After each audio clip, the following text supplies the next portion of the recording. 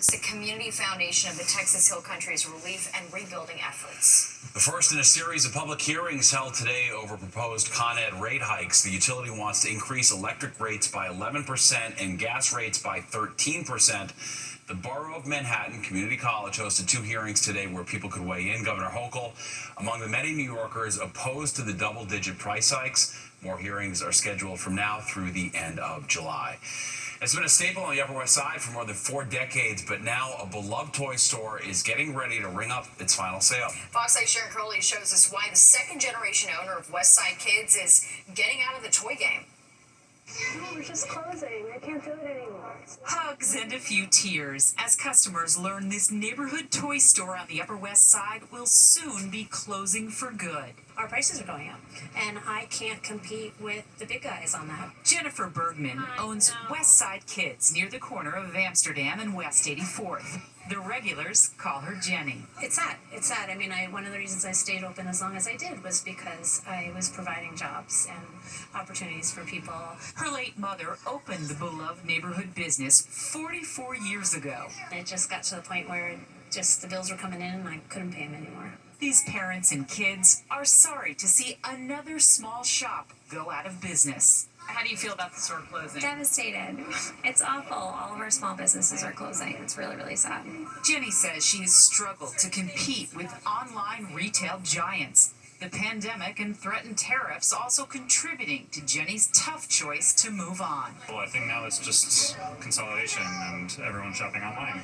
And so it's really tough with the high rents in New York to also make do on lower business. So the store isn't closing until the end of this month, but the loyal customers tell me they will be keeping memories they've had here for years. Well, I'm going to cry.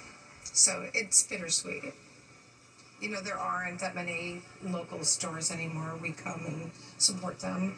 My oldest is turning 50, and that's how long I've been supporting them, so it's pretty difficult. Jenny's customers will now have to find another place to shop for birthdays and holidays. It's not likely, though, to be so close to home or to be filled with familiar faces and giggles from the smallest of customers. On the Upper West Side, Sharon Crowley, Fox 5 News. So many memories. I know. You can't replicate that experience. The kids walking around trying everything out. Hate to see it. And from student of the game. All right, to star on the court at... Well, if you think kids today aren't as healthy as they were 15 years ago, you're not wrong. Yeah, new research revealing kids today are more likely to have chronic conditions, including obesity. Fox 5's Jessica Formoso has the details.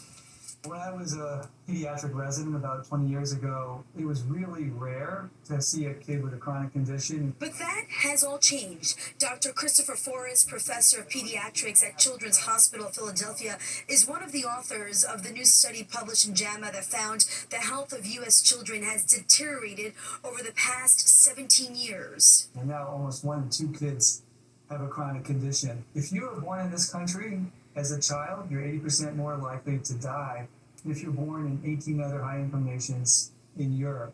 It is concerning to me, yes. I do think there are a lot of environmental, external influences as well as home. The study found a child in the U.S. was 15 to 20% more likely to have a chronic condition in 2023 than back in 2007. In particular, depression, anxiety, obesity, and even sleep apnea. We saw that girls were going through puberty earlier. Girls and boys were experiencing more emotional distress, more loneliness, more anxiety, more depression. Aside from all that, Dr. Forrest says kids are also experiencing more physical symptoms like pain, coughing, vomiting, and respiratory symptoms. He says this health decline highlights the need to identify and address the root causes. There is no single cause. So yes, there's probably a contribution of poorer diet. Yes, there's probably a contribution of less activity. What is required is that communities take stock how they can improve their neighborhoods, the cities where kids live, and ultimately our nation. It's like a snowball effect, and kids are being harmed. The parents don't spend enough time with their kids. They work too much, so the kids are by themselves, and they go through all this by themselves instead of having their parents there. Dr. Forrest says this is a wake-up call and there needs to be a transformation to the entire ecosystem. In Forest Hills, I'm Jessica Formoso, Fox 5 News. An alarming story Yeah. about the downward trend in kids' A lot health. of different aspects and Yeah. factors contributing to it. All right, credit cards ready. Amazon Prime Day is officially underway, and this year it will last 4 days, 2 times longer than previous events. Amazon says there will be discounts of 50% or more on items ranging from back-to-school supplies to luxury purchases. Experts say online sales are expected to spike by 28% from a year ago. Well, this summer curfew is now in effect for kids under 18 in Newark, New Jersey. Between 11 p.m. and 5:30 a.m., they have to be home or with a parent or guardian if they're outside. It's part of the city's Summer Youth Initiative, and it'll continue until the start of the new school year. City leaders say that they're not looking to arrest young people, but they want to talk and engage with them.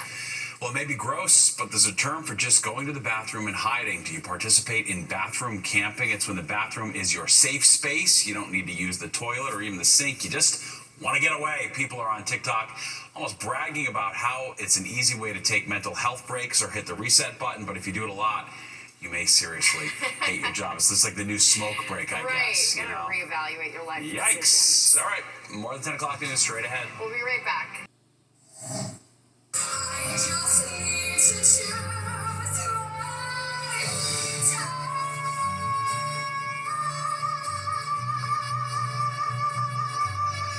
Listen to that. Wow. Ellen Stardust Diner, of course, known for discovering future Broadway stars. And while usually it's limited to adults, today they invited kids to audition for a chance to perform alongside their singing waitstaff. 5 winners were chosen, all of whom will be invited back to perform at the diner during Kids Night on Broadway later this summer. I mean, it's literally like a dream come true. This place is like, I mean, I've been coming here since I was a kid. My grandma lives here, so we would like just go here whenever we visit her, and like it's so cool to see that these like Broadway people are performing like in the restaurant, and then they're like on stage in the nighttime. Like it's crazy. You know, they'll be seen possibly by agents or producers. Who knows what can happen? Ellen Stardust Diner, of course, has been a New York City institution since 1987.